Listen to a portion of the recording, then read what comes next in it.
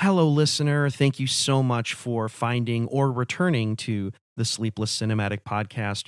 We're really excited about this episode. We had such a fun time with Emily and Tara. Before we get into it, though, a quick disclaimer. You are going to hear some unfortunate microphone popping. We did our very best to rectify it, but we just were not able to remove it entirely from the recorded audio. We still had a great time talking, and I think it will be reflected in what you hear. We definitely wanted to share it with you all. So with that being said, have a great time. Emily and Tara were such great, cool guests with a really neat knowledge base, and I think this is going to be a really unique episode. So without further ado, let's do it.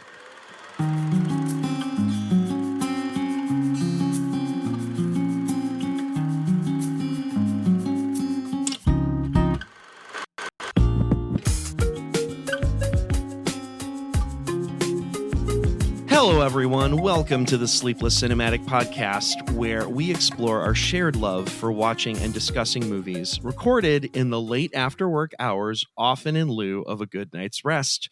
I'm Emilio. I'm Madeline. And I'm Julian. In addition to this podcast, you can follow us on TikTok and Instagram at Sleepless Cinematic Pod. You can contact us via email. We'd love to hear from you. Write to us at sleeplesscinematicpod@gmail.com. If you're on Letterboxd, you can follow me at Julian_Barthold. And you can follow me, Madeline, at Patroness of Cats. If you are listening to us for the first time, thank you for finding us. It's a great big world out there of content, so we're grateful to be in your ears.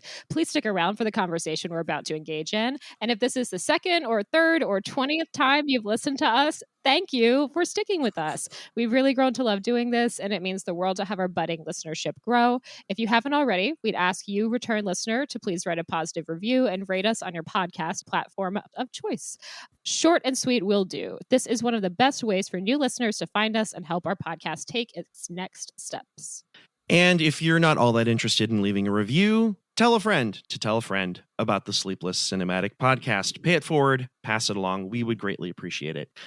Okay, today, and I do mean today, because this is a Sleepless Cinematic first on two accounts. We're recording in the light of day, and we are conversing virtually, not in person, which, again, a first for us. Today, we are joined by a pair of artists who have made it a life's goal to dissect and explore every nook and cranny of the wonderful worlds of Oz.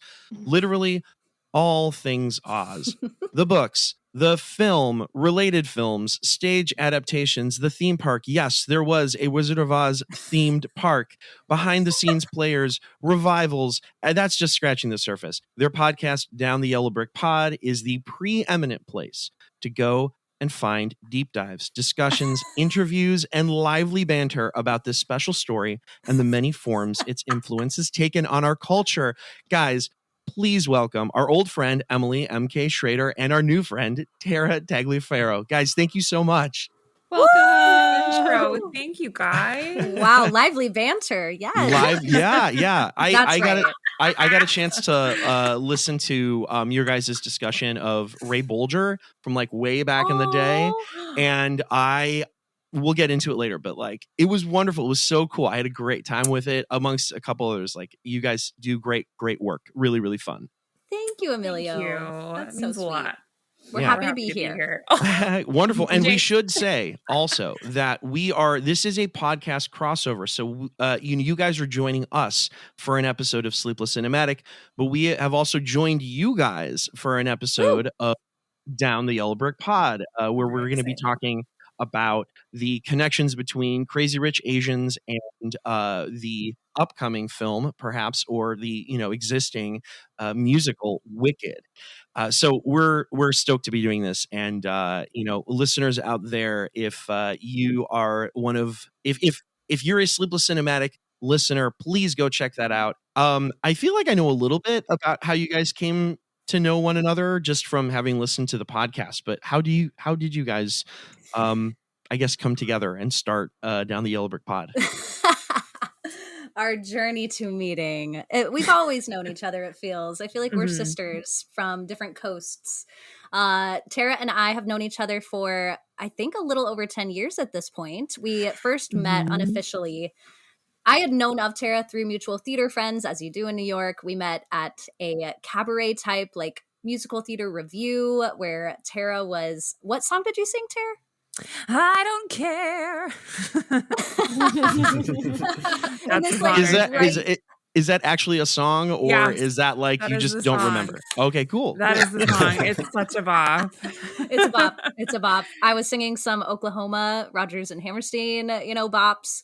And that was when I first met Tara, but then we performed together in the national tour of Sister Act the Musical, Nuns on the Run, for almost a Nice. year. And that's really what cemented our friendship. And that's where we both discovered that we love Oz. Kind of throughout tour, we would always be stopping into little random bookshops, picking up copies of the book. And that's where it all began. Very, very cool. My gosh. Are there any like highlights of your time having done the podcast so far? You guys are, I know, in the middle of your 5th season, so you've been at this for quite a minute. Quite a I minute. mean, there's so much good stuff. I think we just love so much that you can pretty much connect to anyone on a really cool, deep level through the container of Oz. And that's why we do this. So yeah, I think our interviews are some of our most favorite things that we get to do, because we get to meet and talk to different kinds of people from all different walks of life, people in our entertainment industry and outside of it. But I'm like, what have we done most recently that's very exciting? I think so many things. We're working with the Wiz company right now to promote that Broadway revival that is currently playing, and that's just so much fun. And we're getting ready to go back into the Wicked books to finish up our time in Gregory Maguire's whole entire series. So we're here for anyone who really wants to be ready for the Wicked movie and does not want to read the books. We got you. Gotcha. And I guess I'd start with you guys really quick, and we'll kick this kind of back to us. But what is like an early memory or early association that you have to the Wizard of Oz before you guys started your podcast, before you maybe started considering it a little bit more broadly? Is there some kind of core memory that you guys have related to that work? I brought a prop. I know this is a big part of our lives, Tara and I. the Wizard of Oz on Ice back in the 90s was literally an incredible ice skating show. Professional ice skaters, like Olympic ice skaters, dressed up, portraying the story of the Wizard of Oz on ice. And I just remember going and seeing that with my parents, I think in Sacramento when I was probably 5 or 6. I remember what I wore. I remember that was probably like maybe around the time, if not even before I saw the movie. I feel like it was kind of around the same time. And I was just obsessed. And I would look at the costumes in this little I'm holding up the souvenir program. I would just look at the costumes all day long, obsessed with the ruby slippers, of course. So that's my personal connection that I'll bring today. Awesome. Whatever happened to on ice shows? I feel like They're so still many. there. Are They're they still still Disney there? on Ice. Yeah. Yes, they're still I there. absolutely saw I think Snow White on ice. Yeah. Oh, yeah, I saw Pocahontas, Aladdin. I saw Aladdin as well, I think. Yeah. I believe before there was the kind of on ice branding, there was also the Ice Capades as well. Right. Yeah. I'm with you. Some pretty core memories there on that. How about you, Tara? Oh, I really just feel like Oz was just everywhere as a kid. And that is, I guess I just assumed everyone had the same connection I did to it, because I feel like it was around every corner. It was in so many of my memories. But some that stand out, like I remember even in my local New Jersey Fairyland Park what is it called? Storybookland near Atlantic City in Jersey. They had their busted version, a little creepy of the Fab Four that I have pictures with as a kid and just loving them. And I think the best thing from my childhood is my family entered a Christmas tree contest, and we did There's No Place Like Home for the Holidays.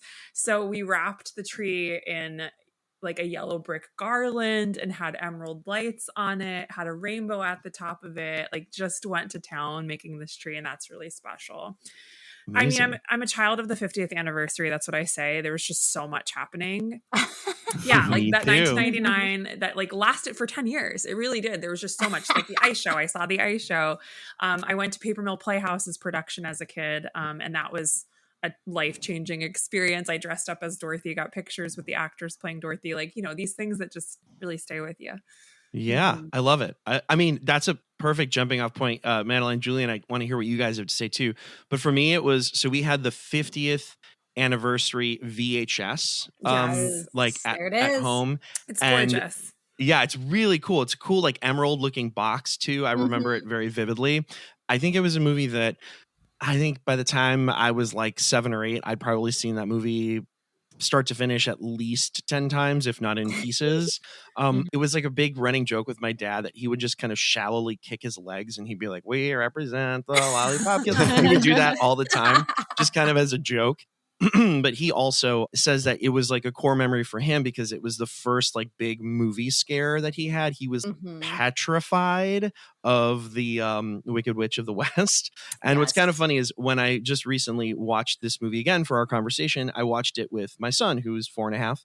And it was kind of cool. It was like our first time sort of sitting down and watching it. And I was drawn also to the fact that every time the Wicked Witch of the West came on screen, he was like, something's going on. Like what's happening? And so something's gonna happen. Yeah. And so he was very connected to the idea that what was really pushing things along was the fact that she was the antagonist.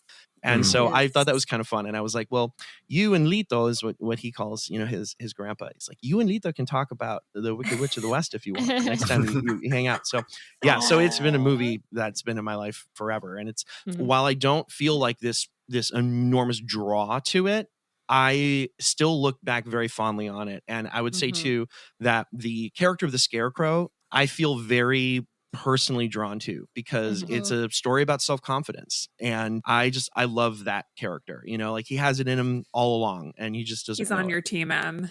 I'm Team Yeah. Tin Man. I'm Team Tin Man. She's Okay. Team Tin Man. I'm Scarecrow. It's a battle, never-ending battle. Cool. I love that. Well, Love that. Anyway, I'll pass it along. Madeline, Julian, how about you guys? Any core Wizard of Oz memories? Yeah, I mean, this is a movie that I don't remember the first time I saw this movie. It's like we discussed Grease about a month ago, and I was like, that's a movie I've seen 10,000 times in my life, like easily the movie I've seen the most in my life. But I think Wizard of Oz is probably a close second.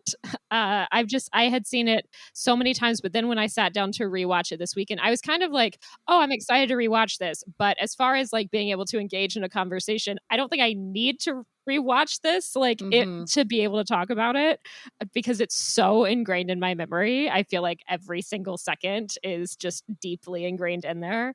But one memory that I have, and sometimes I think this is a hallucination, but I did look it up on YouTube, and you guys are probably aware of this, but I remember when I was probably like 7 or 8, I guess I was a little older, when the Powerpuff Girls movie came out, they did like a guest hosting of a Wizard of Oz screening on TCM.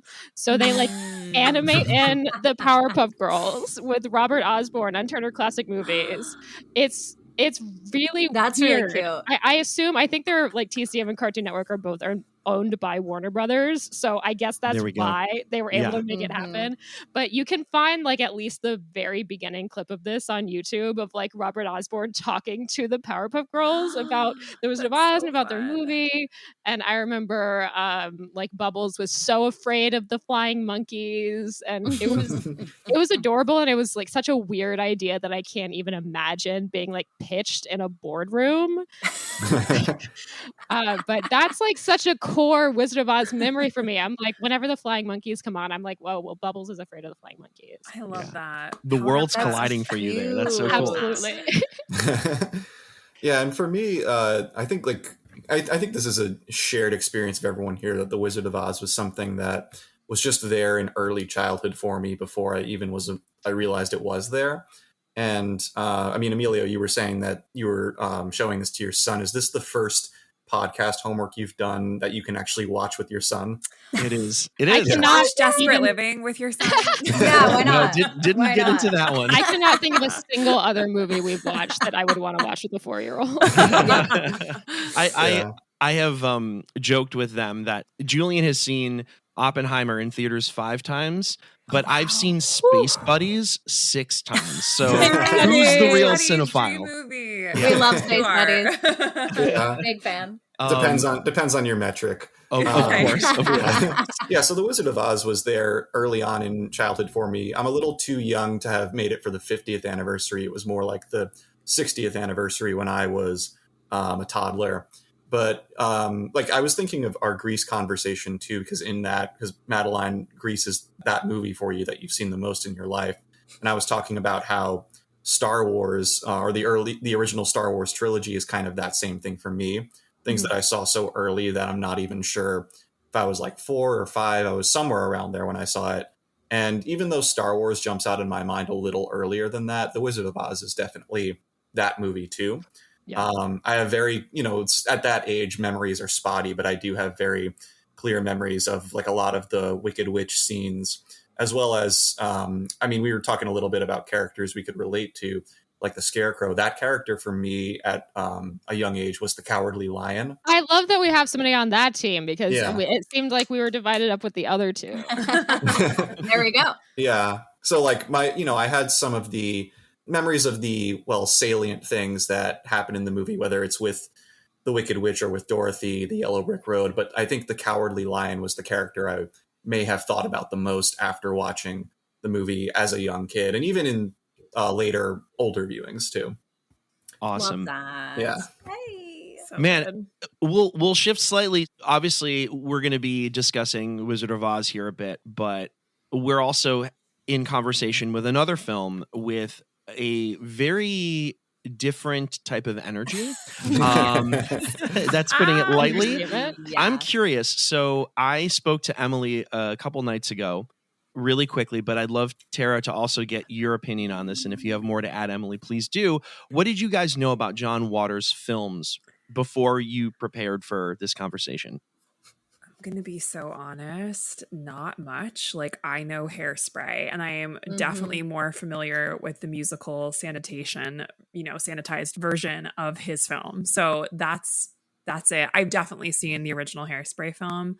I know he's eccentric. I know I've seen him in interviews. I've actually heard him speak at length on The Wizard of Oz. So that made sense to me why there was this connection, because it is like his like core movie that like inspired him, which is really cool. But I didn't know it was this like I had no idea that we were getting into what we just watched. Like I had no clue. Awesome.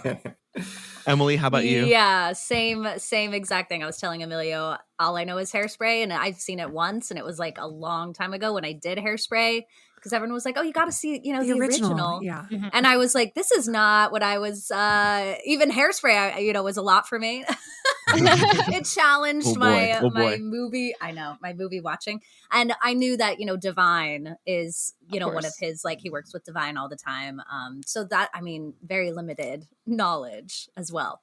Yeah, we actually, on our podcast a while back, we did an episode where we talked all Divine. So we talked Pink Flamingos and Hairspray and Polyester is the third one, which are all John Waters films. And then one like non-John Waters film that Divine was also in. But obviously Divine is absent for this one that we're discussing today. Noticeably. Which is Desperate Living. But yeah, we really like dove deep into Divine's career, which was really exciting for us. And that was like, I've been a John Waters fan for a long time because I watched the original Hairspray when I was a teenager and then got into other John Waters films like 5 or 10 years ago. But I know that was an entry point for Emilio and Julian, who I think had also only seen like 1 or 2 John Waters films at that point. I had seen 0 at that point. I just knew a lot about John Waters, but it was officially for that conversation that I popped the cherry with him. Yeah, and I had only seen Serial Mom. I'd only seen Serial Mom before. I have seen Serial Mom. Yeah. Okay. Good. Yeah. Which as a kid, that scared the crap out of me. I think I saw it too when I was maybe like a little too young. Definitely too young to like appreciate the kind of more finer details or kind of like the filmmaking ethos, of there was John no Waters. Humor that I picked up on as like a 6-year-old watching that. It's just Kathleen Turner killing people. God, I forgot I saw that movie. That is a core memory, actually. Like I remember we rented it. My parents thought I could sit through it, and it was a no. Awesome. Well, how did it feel sitting through this movie? This was my first time watching this one. And it's kind of nice because I do feel like I'm sort of completing the John Waters filmography, and just from my perspective. Yeah, if you were maybe Julian or myself and we're getting a deeper crash course on John Waters the way that we did several months back, seeing something like Desperate Living, you were pretty prepared for, right, Julian? This was not okay, good. Yeah. And I should mention as Julian well. and I, sorry, Julian, you can go ahead. Oh, yeah. I was just going to say that this technically, even though we did the crash course like 6 months ago, this is actually the second time I watched Desperate Living, because the first was at in a theater at the Film Forum a few months ago, where they were doing a series. It was February. It was around Valentine's Day, and they were doing a series called Sappho-Rama, which was all about lesbian relationships on film. And so they showed Desperate Living as part of that, and I got to see it on 35 millimeter, which was pretty incredible. Whoa, yeah, that's this was my second time watching it, but as I was rewatching it, I remembered, Julian, you saying you saw this at the Film Forum, and I cannot imagine watching this on a screen that big. I do not think I want to experience that. I've done more than imagine it, and it's honestly I, with all necessary asterisks on it, I recommend it, because this movie was a good in-theater experience to feel like everyone reacting to things at the same time. And also, because all the prior John Waters movies I had seen were just on the size of my computer screen, to actually see all of that transgressiveness in the full blow-up, honestly, I think it made it hit even harder. So, if you can stomach that sort of thing, I do recommend it. Wonderful. That is That's the so caveat. Cool. Yeah. Julian, why don't you tell us a little bit about Desperate Living? Set it up for us if you can. All right. So in this, the third and final installment of John Waters' trash trilogy, suburban housewife Peggy Gravel, recently returned from a mental institution, has had enough of her square husband Bosley's repressive hold on her life, and bands together with her psychiatric nurse Griselda to overpower him and escape to the nearby shantytown Mortville. Upon arriving, they become acquainted with local despot Queen Carlotta and contentiously share lodging with a fellow couple named Mole and Muffy. From one event to another, Gravel climbs the social ladder into Carlotta's favor, while Mole and Muffy hold out hope on a lottery win and conspire with Carlotta's daughter, Princess Cuckoo, and the fellow denizens of Mortville to overthrow their cruel queen. So that, I think, that briefly sums it up. That was a good summary. Thank you. That was good. Good job. Thank you very much. I think it was alluded to a little bit before, but the film Wizard of Oz had a very profound impact on John Waters.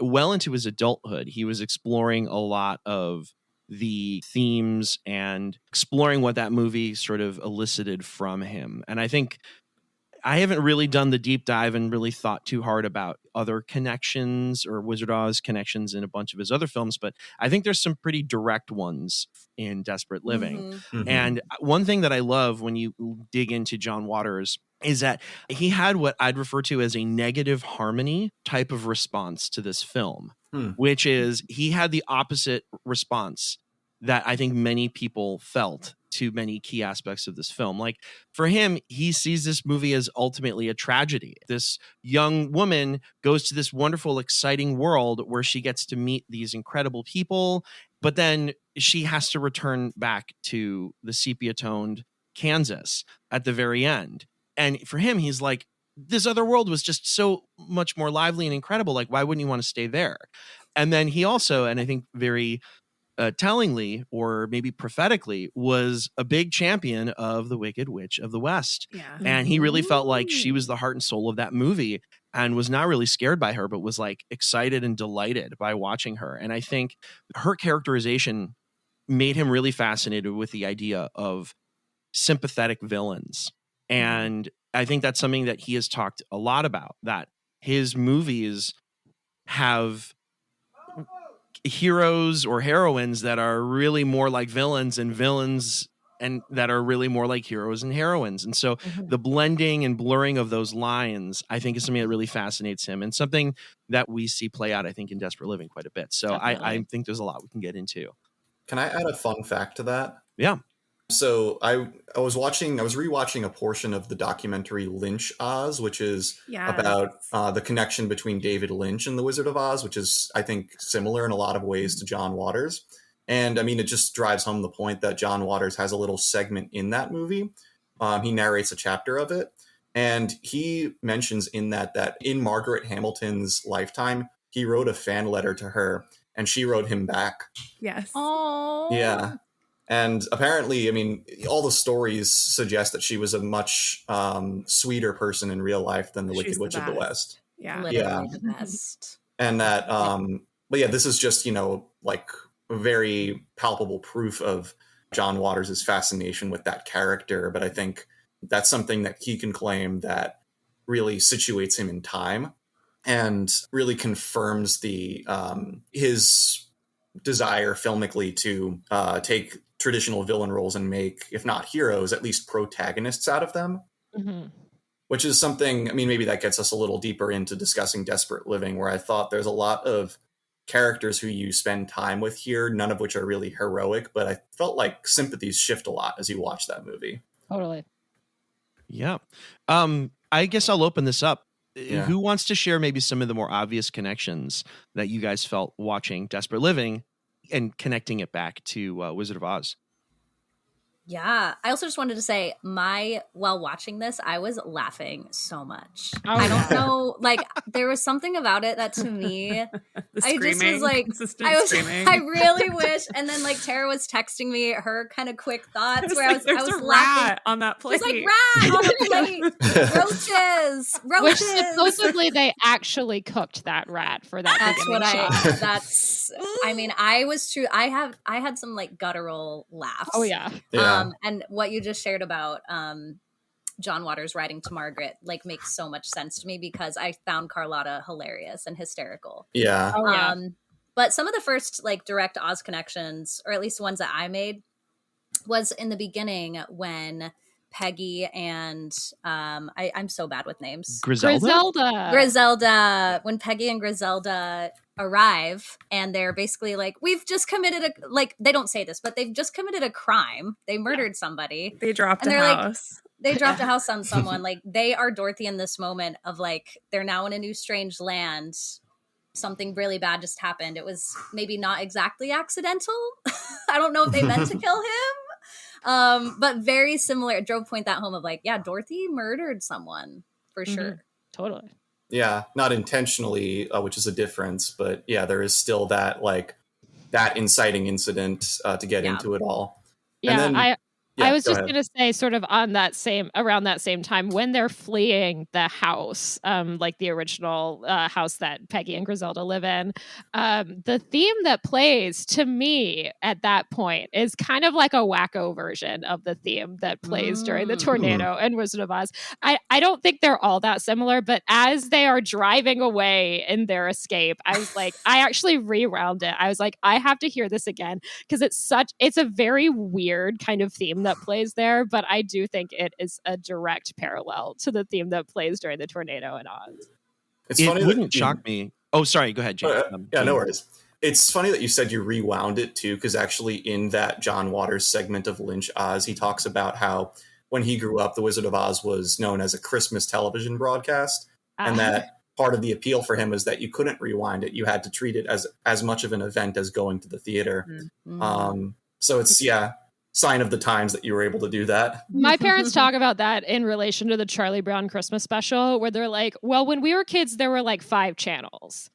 Like, and they like everybody had to watch this one thing because there weren't multiple options. And you would like go to school the next day and like talk about the Charlie Brown Christmas special. I imagine it was a similar thing with Wizard of Oz. It was like just everybody sat home and watched it because there's nothing else to watch. Yeah, but it captivated the imaginations of people like John Waters, David Lynch, and many others like them. Yeah. So it's like, if you're restricted to watching one thing, I mean, that's a good thing to be stuck with. Totally. Yeah. I also, just on the subject of the music, I know that this is the first film that John Waters had a dedicated composer for. Yeah. And so it wouldn't surprise me if there was some suggested temp music that was Wizard of Oz based. For those that don't know, a lot of his previous films up to this point would be soundtracked by just like B-sides out of his record collection. And he was like, we didn't know anything about music licensing. Like, I just, pulled kind of random songs that I really enjoyed from my record collection that were like obscure enough that no one would get mad at us. Yeah. Yeah, for sure. Yeah. I find it kind of funny that in Desperate Living, Peggy Gravel is at least portrayed in a very lively manner by Mink Stoll. Who I love. Yes, exactly. She's wonderful. She's amazing. Yeah, she's portrayed as somebody who's being or who's mentally unstable, and her Griselda is her psychiatric nurse.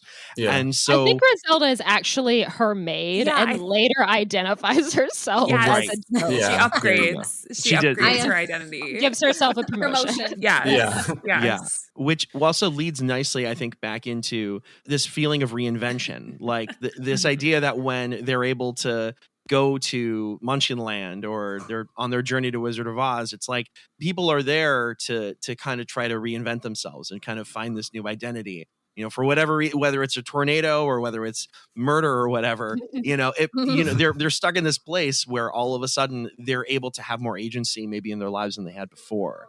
So I found the line that Griselda says that made me laugh out loud, where she said, "I ain't your maid anymore, bitch. I'm your sister in crime," is what she says. That's quote. Which is just such a good one. I also think like Peggy kind of fits more, I guess, of the Dorothy energy. And like she kind of has like the demented over the rainbow in the first couple of scenes where she's just like saying all the things she doesn't like about her existence, like how she gets to like, I hate the Supreme Court, like she gets there and her ranting and raving, which is just like so ridiculous. Yeah. But I agree with like the obvious Oz connection. I feel like I picked up on some maybe not so obvious Oz connections I could share later. I love it. Let's do it. Yeah.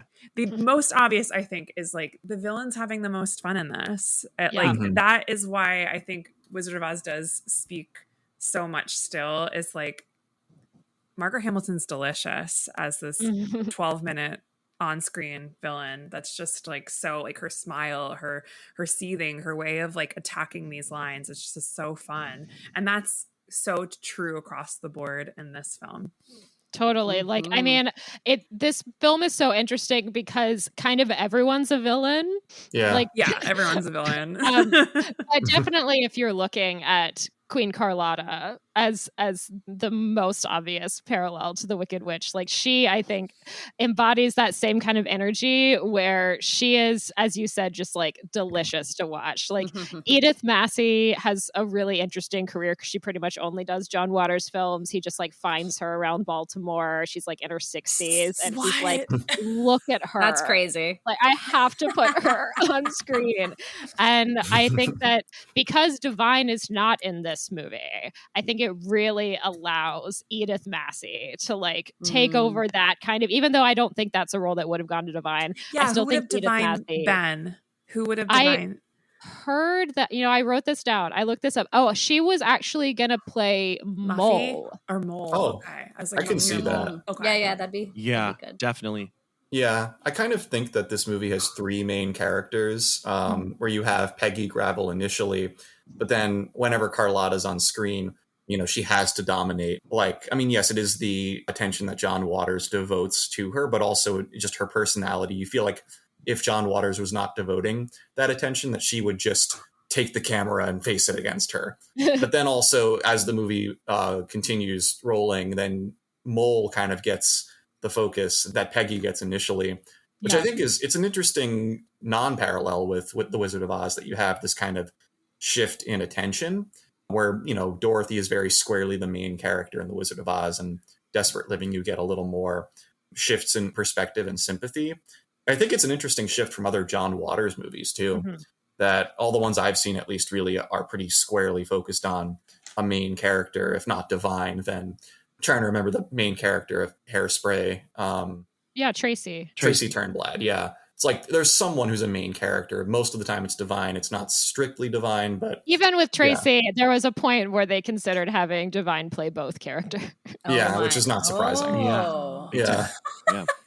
What a twist. Yeah, definitely very different. Lindsay Lohan in The Parent Trap.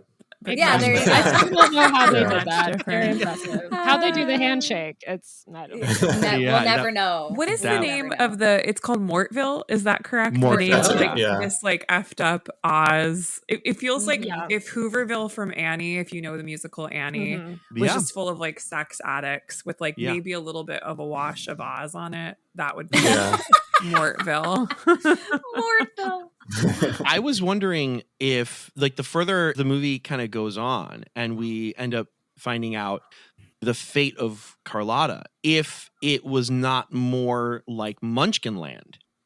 I was thinking the same You guys thing. tell me, that- A because low budget Munchkinland. A low low budget budget, Munchkinland. but sort of like thematically, right? Like that when they're able to take the power back from Carlotta, Oh, it's yeah. it feels a little bit more like Dorothy's entrance to the world, right? Where 100%. That like Hmm. last Yeah. scene when Mole like makes the proclamation. I was Yeah. like, oh, ding dong, the witch is dead. Let's do it. This Absolutely. Yeah. 100%. Yeah. Yeah. One detail I latched onto in both movies this time was the purposeful artificiality of the sets. Where in like The Wizard of Oz, I mean, part of it is just that it's an older movie. It's made on sound stages. It's not going to look real all the time, but it's not really meant to look real. It's, the artificiality is kind of beautiful in it. But then by contrast in Desperate Living, well, there are these sets clearly built for the film, but there's less of a sense of it being this dreamland, and it's more like supposed to be just a really squalid reality. And it's so a shanty town. It's it's a shanty town. Yeah. Yeah, so there is this sense of like the thrill of traveling to a new land, whether it's paradise or it's hell, whereas in The Wizard of Oz, it's all a dream. In Desperate Living, well, kind of apropos of that title, it is, a cold, hard reality. Yeah. Right. I did hear though the Munchkins did roast the Wicked Witch of the East at the end Yes. and put an Yeah. apple in her mouth and paraded her That's around. the real ending. I thought for a moment you That were was cut. a deleted scene. Yeah, it's a cut scene. deleted It's scene. on the An alternate 85th DVD. I thought for a moment you were saying roast as in like Oh my roast God, they should metaphorically. They roast. They could Yeah. roast metaphorically too. Yeah. That would Right. be a amazing. nice skit for SNL. Yeah. I Yeah. also got some like Rent vibes. I don't know if anybody else did. Oh my I God, was you were like I honest could- living, honest living. I could see like Rent being on this set. Maybe it was Yeah, some of the costumes too. Yeah. I mean, there is also this issue of what are they going to do now that they're there, right? Yeah. That I think Yeah. plays out a lot in Rent. So that's Yeah. fun. Are there any other maybe more obvious connections we can think of? I I made a little really- list. I'm gonna look. Yeah. Okay. There's one that I thought was kind of interesting, and Mole's character, like you were saying, Julian, there's a love little bit Mole. of a shift Oh. of perspective, right? That Mole, we find out as the movie goes on, is interested in a sex change. Mhm. And it very much felt a little bit like what, the Scarecrow or the Tin Man or the Mhm. Lion, but for her it's like if I only had a dick, and I There don't we know. go. To me, I thought that was kind of interesting too. Oh yeah, This I kind of a didn't even character think that of that. wants something more out of life, and it gets unlocked Feels for her trapped. in Mortville. Yeah, feels trapped Yeah. in some way. Yeah. I also very I have much- a crazy pitch, which is like, we were talking about how the characters we focus on kind of shift. Like obviously we start with Peggy and Griselda, but they don't necessarily remain our main characters. Like one of them does not, neither of them make it to the very end of the movie. Mhm. One makes it about 2/3 of the way in. Right. They both don't make but- it. But Mhm. we do kind of shift to other characters. So when I was kind of thinking like, who is the Dorothy analog here? What if, because all of these characters have come from other lands and have kind of found themselves like landed in Mortville, and they all kind of dropped a house on somebody to get there. And I was like, what if it's not Peggy at all? What if it's Muffy? Mhm. And my reason for that Aw, in my Muffy. brain, who I love Muffy in this, she's great. But I was kind of like, then Peggy and Griselda coming into Mortville is almost to her like when the Wicked Witch of the West comes into Munchkinland and is like, Mm. you know, I like that. kind of inserting themselves into her story, kind of the way that the Wicked Witch comes down and invades Dorothy's story. So yeah, I was just bouncing that around in my brain a little bit. Like, I think you can argue any of these people, any of these characters could be our protagonist. Mhm. Yeah, it's interesting. Love And, that. and the actress who plays Muffy, Liz Renee, interestingly, is the highest billed in the movie's credits. That's right. Yeah. Which confused me the first time I watched it, because I was assuming it was going to be Susan Lowe, who plays Mole, that when the credits rolled, it would be her who comes up at the top. But I think that Liz Renee, who played Muffy, like, I think, you know, her being so highly billed is kind of a point to sell the movie. I think that she was the most famous at the time. Yeah, she's a celebrity. Yeah. They only have enough in their budget to hire her for like 3 weeks of filming. Right. And Right, I she's saw not that. a Dreamlander, which are, you know, the more typical John Waters players. Like for example, Sue, as you said, like she had been in most John Waters films up to this point. So I think the fact that Liz Renee and also Jean Hill, I think is the name, who plays Griselda, they're both newcomers to this. Yeah. Though Jean And Hill they sticks didn't around. share the whole script. They didn't share the whole script with Liz because they were afraid she would not do it. I mean, Yeah. That was probably smart. makes sense. That makes Yeah. sense. I love what you're saying about that, Madeline, too. I also thought of this movie reminded me of a book series that we are really big fans of, Dorothy Must Die, by Daniel Heard you Page, mention which that. totally flips the whole, you know, hero villain story on its head, where Dorothy is actually literally the villain. And I feel like I was more so seeing like Peggy as Dorothy if Oz became a horror film, if Oz became like Dorothy's a villain. Or like Dorothy as Mike Pence. No. 100%. I was like, she's Mike Pence. There's two names I never would have put together. Dorothy Mike Pence, yeah. That's what we do.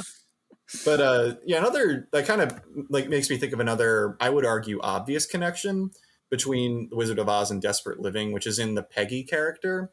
As the movie goes along, you see that Peggy desires validation from a figure of authority, which I think is a parallel to Dorothy. In Dorothy's case, it is, you know, the titular wizard who she seeks that validation from. But it's, you know, it's framed in a more innocent way with Dorothy, in a way that it's not for, at least for the viewer watching Peggy. I think for Peggy herself, it is, in her own heart, it is kind of innocent. But we can see all of the qualifiers to that, you know, with the more objective view that we have as viewers. And, you know, it kind of speaks to this point about potentially seeing Dorothy as a villain, because whereas Dorothy in The Wizard of Oz is framed as just totally likable and sympathetic the whole time, that when we see Peggy is actually getting her desires validated, she literally assumes the witch mold for a moment there. Literally. Even has a cauldron. Yeah, where she's concocting rabies. Yes, oh my God. exactly. Ew, that's like my least favorite part, but I also was laughing a lot. I also didn't even put this together until just now as you were speaking, like when they get the ugly transformation with Griselda and Peggy, and like that being like the anti-wash and brush up company in Wizard of Oz. Oh, yeah. Definitely. Yeah, I definitely That's thought like that what too. you really are. Trash. Yeah. Yeah. I guess there's a little bit of that sort of desire with Mole and Muffy wanting to win the lottery too. Yeah. Only there's like a little more subversion there, where they like, you know, they want to do that in order to satisfy themselves. Like they get that authoritative validation in winning the lottery, and that's kind of it. Then they're out for themselves after that. But I could feel a little bit of that character goal element there too. And Muffy also like says to Mole at the end, like, I didn't need you to change. Like, there's that whole, like, you already are my person without needing to change. Like, there's that like, tiny, like, little shimmer of, like, they have something good right here. Even though this movie, it makes it hard to sometimes see that. But there is something really sweet about their relationship in that moment when she's sewing Mole back up. Oh, my God. Yeah. I mean, honestly, I think you said that the rabies part was your least favorite part. I assumed that you just mentioned was going to be nauseous. Yeah. It's a very odd loving act, right? Yeah. Oh yeah. Emily, you said the eyeball, and what was interesting when I was reading about this is finding out that like this movie, for for many years was not playable in the UK. But when it finally got a release of everything in this movie, the thing they cut for the video release in the UK was the eyeball. Wow. Wow. It's pretty Okay. gruesome. Seemingly left in all that other Everything stuff. else. Everything else. Yeah. Everything else is fine. Let's talk maybe about some more not so obvious connections. Tara, you seem like you had a couple. You want to kick us off? Sure. Yeah. I think there is one. I sent this to Em while I was watching it. I was like, what does Peggy look like when she's at the cauldron and she has like a little bit more of the witch look? I was like, she looks like there are amazing photos of the woman who was supposed to play the Wicked Witch of the West for the MGM film, Gail Sondergaard. There's test shots. She was initially going to be it, but they decided to not make her a glamour witch, which those are the shots you could see. She has like this like cap on and she just looks fierce. Like her makeup's completely done up, very much like the Snow White villain. She looks a lot like her. And that's kind of what Peggy looks like in that moment. So I was like, oh, I see like a little bit of the Gail Sondergaard influence on her there, which is not an obvious connection. And also to the Baum books, so this has nothing to do with MGM movie, there is one book, The Scarecrow of Oz, which is, I think it's like the 9th book in the Baum series, if I'm getting that correct. There's a whole plot going to this like ostracized land called Jinxland that feels very much like Mortville. I highly encourage y'all to look it on up. There's been a turbulent history of rulers in this part of the Oz country. There is a princess daughter who's pining after someone she can't be in love with, which is very similar to Herbert. Desperate Living. Yeah, it's very similar to Poor Herbert and Desperate Living. So I saw connections there as well. Hopefully he perks up for the honeymoon. I don't know about that. I'm not sure. Yeah. Yeah. With That's the whole, awesome.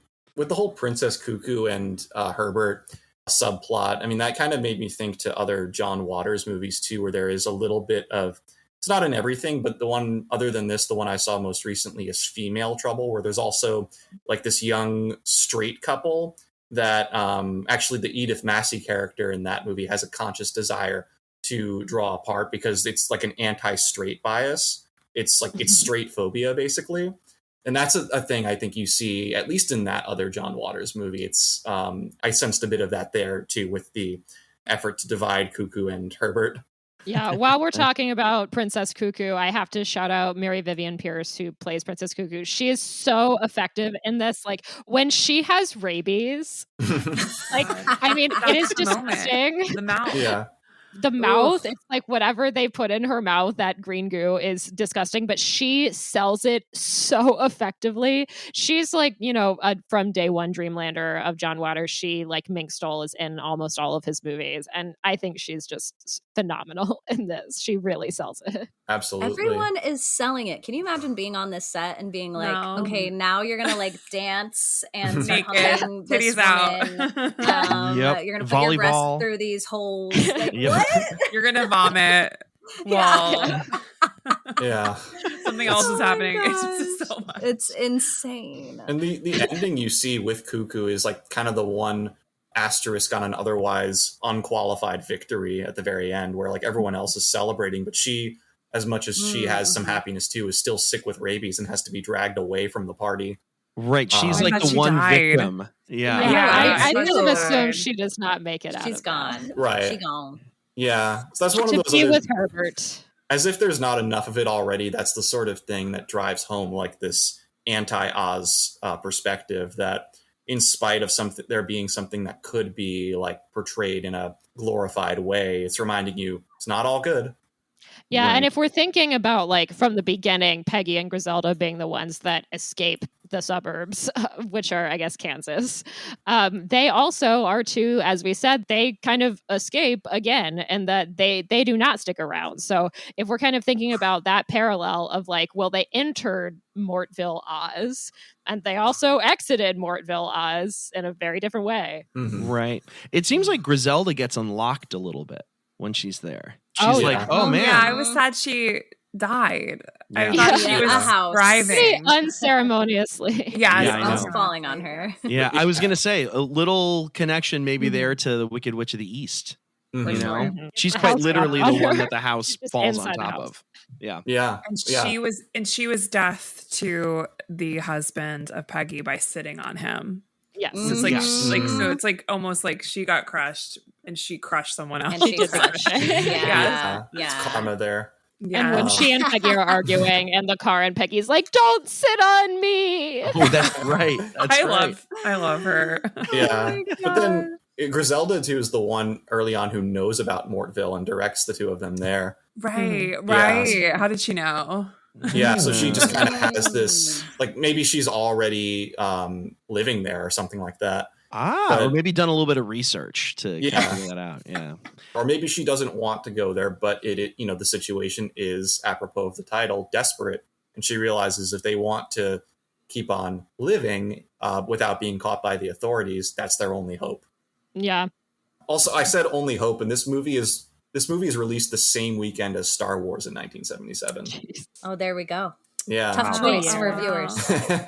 Which one What to a go choice. see? It feels Yeah. like such a 70s film too. Like there's just Yeah. so much and Yeah. it just really transports you. That was such a bizarre time because I think the only thing we've covered in the 70s is the Wiz film, which has some Yeah. real bizarre scenes that Yeah. just As well. haunt you as well. Like there's something Mhm. just stirring in a lot of, I think, like cinematic development at that time that was so bizarre. Yeah. I was also curious because I know you guys have watched and discussed Return to Oz. Love Return And to Oz. Big fans. And I was just curious about any connection you guys immediately thought of with that movie to this movie, just because, you know, in Return to Oz, they're like, oh, well, Dorothy's crazy. Whereas in here, obviously, we're starting with like, well, Peggy is crazy. So that was the obvious parallel that I thought of, but I have not seen Return to Oz all the way through because I like had a friend's mom had it on in the living room when I was like 10 and I walked through and I was like, this is terrifying. I'm leaving. Oh, highly suggest you Highly revisit recommend. it's actually like I think a really solid film now as like an adult, like to look back on. Like it was really making a comment and it was really true to Baum's books, Return to Oz. But yeah, I think there's a lot of similarities, especially like when Dorothy returns in that Disney film and from the 80s. It's run by a Carlotta. Like Mombi is at the head and she's very much like just says the most insane things and people do what she says.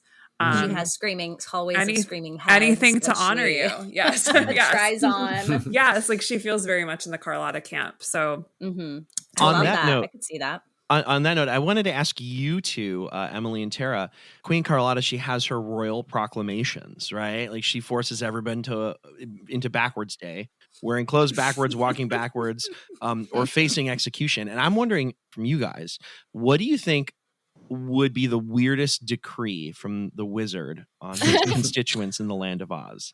Do you guys have any thoughts? I'm curious because I don't really know, but Definitely seems tough to do backwards day on the yellow brick road. yeah. That could be tough. I mean, I really did. Throughout, I saw Carlotta as the wizard, actually, of like this, you know, at the beginning, they hear that there's this Queen Carlotta and they're like, oh my gosh, can she help us? Like, that's the person who they're putting all their hope into. And I mean, the weirdest decree, I don't know. I'm just obsessed with the recent revival of The Wiz. And the wizard is like, there's this whole sequence with like different dance styles where he's like, no, now speed up the tempo.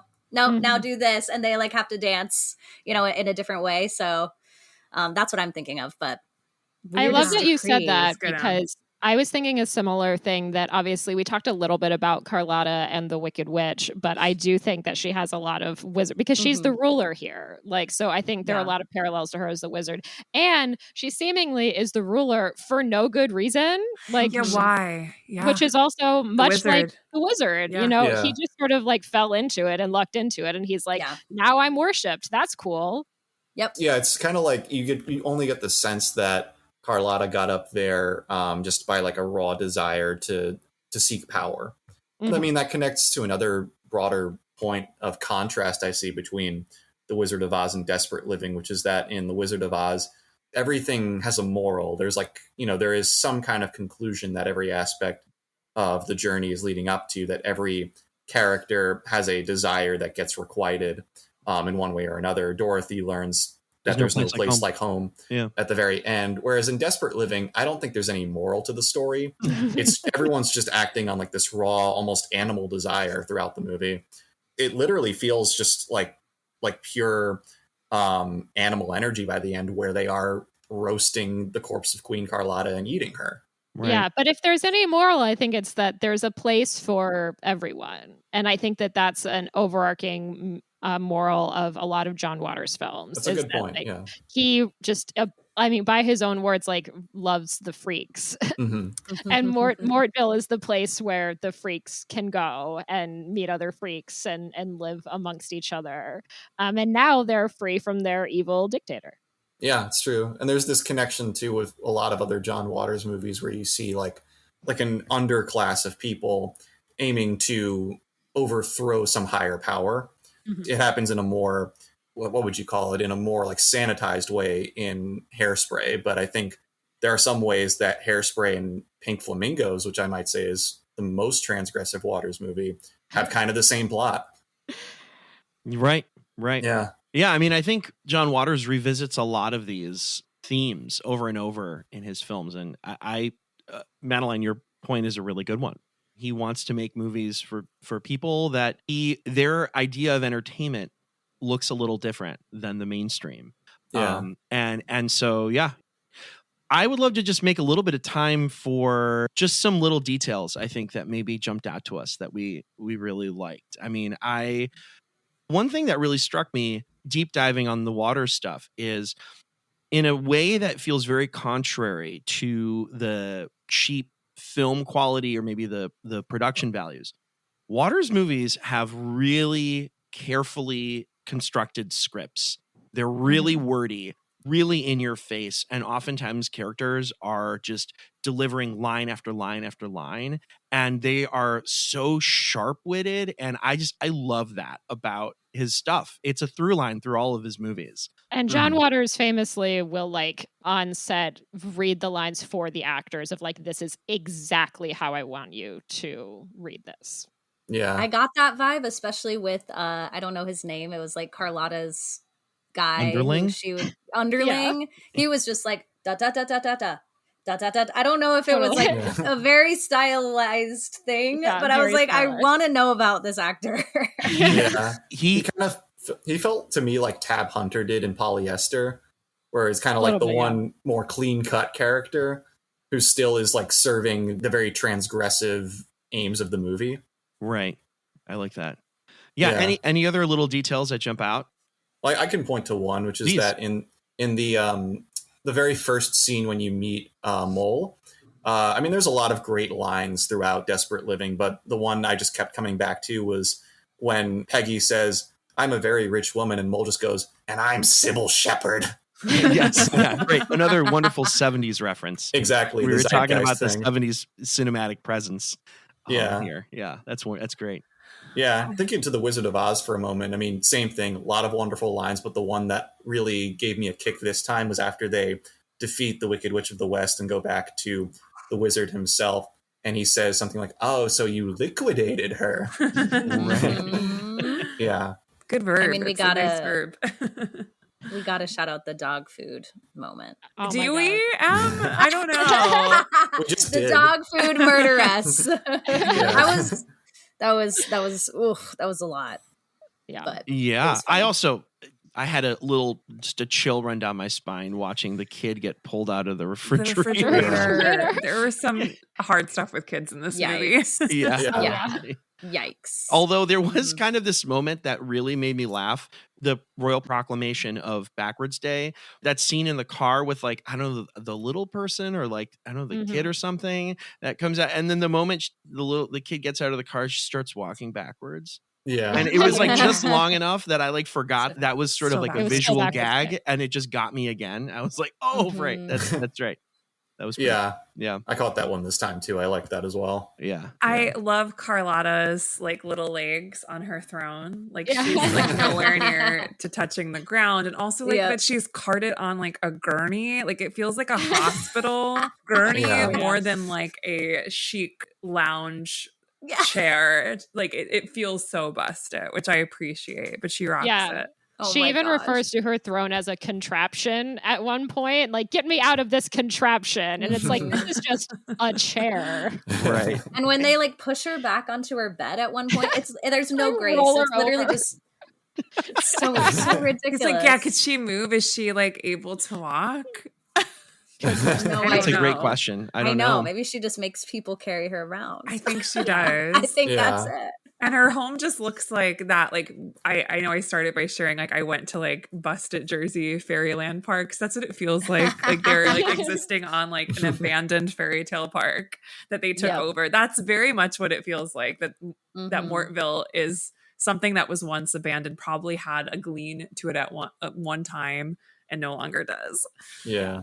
Definitely. Did anybody get Bella Baxter vibes when Mink Stoll's character had her ugly transformation? I don't know why. There was something about how she was stylized Oh, sure. that made me look. I mean, yeah, reminded me a she lot of is. her. She's so lean. Like, Mink Stoll is so thin, and those clothes are so tight. And so, even though I don't think Mink Stoll is a very tall person, I think that how they stylize her is very elongated. And so, I can definitely see what you're talking about, because Emma Stone as Bella Baxter also has that same kind of vibe. Got it. Interesting. I was going to ask too. Mortville doesn't have bathrooms.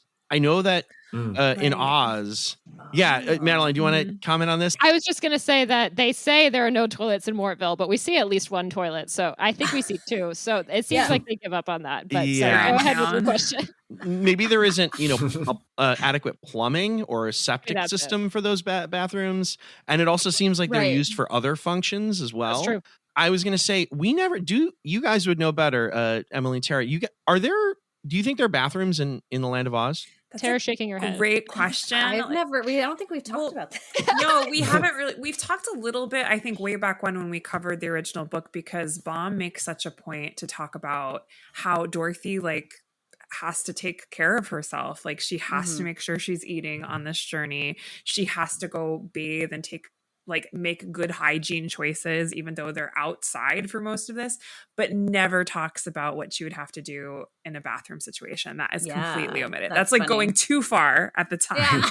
But the fact that he does make space for the fact that she is a meat person, as they say in the book, and she needs to make sure she's refueling herself for this journey, that is definitely something he makes priority to. MGM completely glosses over that. That's not a thing. But yeah, we don't see a single toilet. I think the only time there might be any kind of that is maybe NBC's Emerald City, maybe in the brothel that the Wicked Witch of the West character runs, which that's a whole other land. I literally cannot think of any time we see that kind of a room or any scenes taking place in a bath or anything like that. Yeah. Gotcha. Okay. Well, That's kind of funny though, to have there are no bathrooms, and then it loses the thread in the world of Oz. In the books, it's there is no death, but then there are moments where you're somebody kind of did, or it's can be destroyed. You're destroyed. It kind of reminds me of that. Of well, maybe 90%. Maybe some people just don't have access to bathrooms. I would say Mole and It's a Muffy privilege did not. to Yeah, be. it's a privilege to be. Yeah. I'm really thinking Yeah, of You're in it's Town, the musical. Only at the club. yeah. Only You at a gotta go to the club. business. Yes. Yeah. That club is sort of like the Starbucks of Mortville, right? Yeah. Just a public restroom for everyone.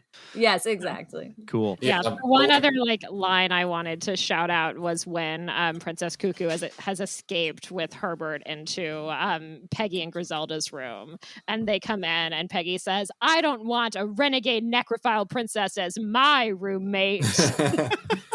Yeah. I mean, John Waters, he's just full of these, man. And he's also a wonderful name bestower. We've talked about this before, but God, he gives the best names to his characters. So yeah, Peggy Gravel is almost the distant relative to the Marble couple in Pink Flamingos. exactly. Yeah, I know. Emma and Tara, you guys haven't seen Pink Flamingos, and it's funny because Pink Flamingos is, I think, is the first in the Trash trilogy, and there are some. Even we talked about Pink Flamingos when we talked Divine. And that's another film that's impossible to prepare for in any way. Even having seen this movie, if you decide to watch Pink Flamingos, there are still things in there that will deeply shock you. God, But can't imagine. Mink Stole is also really fantastic in that, and she plays the character that that Julian just shouted out, Connie Marble. And I was Connie Marble for Halloween several years ago. I love Mink Stole, as I mentioned earlier. Every time like she is on screen in a John Waters movie, I'm like, this is the role I would want to play in this movie. Awesome. That's so great. Any last thoughts? Any final things we want to say about Desperate Living or Wizard of Oz or the connections between them? Anything? I kind of like that the John Waters movie, that is his Oz movie, is like well regarded, but probably not like the most conventionally well known John Waters movie too. Like you have to be usually a bit of a fan to get to this one. It's not like even Pink Flamingos, for how transgressive it is, it does usually end up a little higher on the marquee than something like Desperate Living. So I kind of like that, you have this obvious connection, but you do have to dig a little deeper for it than you might with some other people. And I think that Desperate Living, I don't know if I think it's the strongest film of the Trash trilogy, but it's certainly a very strong movie by its own merits. I think it's if you get what John Waters is about, I think it's a great experience, and I had a good time rewatching it here. Yeah, I mean, I am just curious to, I think, hear Em and Tara, your kind of overall thoughts and final thoughts on this movie. And if you have any interest whatsoever in watching another John Waters movie after experiencing this. I mean, I enjoyed it. I don't know that I would like watch it again. Not because it wasn't, I see the merit. I actually read a quick article from 2020 where someone was like, go watch Desperate Living. I love it. I've seen it so many times. And they just described how it is sort of a parallel to like American society, especially in 2020, like political systems, which to me, if a movie can do that, that's awesome and timeless. And I feel like a lot of people make connections to the Land of Oz and to the Wizard of Oz in that regard too. So I did see way more Oz connections than I was expecting. I laughed more than I thought. I definitely think it is worthy of like an Oz comparison. It's probably the like most out of my league as far as what I usually watch comparison that we've talked about. So that's what we were going for, I think. No, I love it. Thank you for like getting us to know this film. And I definitely would watch another John Waters film, maybe with someone though. I felt a little weird watching it by myself, especially I was doing laundry and my laundry went off and I took my computer down with me as I was watching and it got into like a very sexual scene. I was like, oh my God, my neighbors! And I like threw it down. I was just like, oh my God, this is like, what they're going to be like, what is she watching? That filth girl upstairs. But I would say like this, like the biggest like connection I see, like just to put it into like one crystallized thought, is like Desperate Living is if the Wizard of Oz showed you the witch actually burning the scarecrow. Like it actually goes there. Yeah. Like where it's like, oh my God, I have to actually watch this. Yeah. Like, even when like Peggy is killed, I didn't need to see it, but they showed it. Oh, they definitely showed it. And I was like, didn't need to see it. I could imagine. So like, I feel like the Wizard of Oz is like clean and this is like, hold your stomach, like it just goes that extra distance. It goes there for sure. Awesome. Guys, thank you so much for joining us and taking the plunge on this. If you enjoyed this conversation, do yourself a favor. Head to their podcast, Down the Yellow Brick Pod. Go to their feed on the platform, the podcast platform of your choosing, and check out the conversations that they have with people. The deep dives are amazing. Like I said, I checked out the one you guys did on the Scarecrow, and I absolutely loved it. I had such a fun time learning about Ray Bolger and his amazing relationship with his wife, which is so cool. Cool. Yeah, it was really, really cool. And definitely go there too, because we, Sleepless Cinematic, Julian, Madeline, and myself, we are going to be there, and we're going to be having a conversation about another pair of works, an existing film, Crazy Rich Asians, and the musical Wicked, whose big screen adaptation is going to hit theaters later this year, care of the Crazy Rich Asians director, John M. Chu. So we're going to be chatting more about their connections between those two works and maybe some thematic elements that might carry over from one work to the next. some tangents, other related thoughts will be there as well. So please check it out and check out the work that Emily and Tara do. Madeline, Julian, you guys want to hit it with some socials? Absolutely. So in addition to this podcast here, you can also follow us on TikTok and Instagram at Sleepless Cinematic Pod. You can email us at sleeplesscinematicpod@gmail.com. We would love to hear from you. If you're on Letterboxd, you can follow me at Patroness of Cats. And you can follow me at just my name, Julian_Barthold. Awesome. Thank you guys so much for doing this. This is so much fun. Thank you. Thanks for having us. So much fun. This has been great. See y'all next time. See you next time.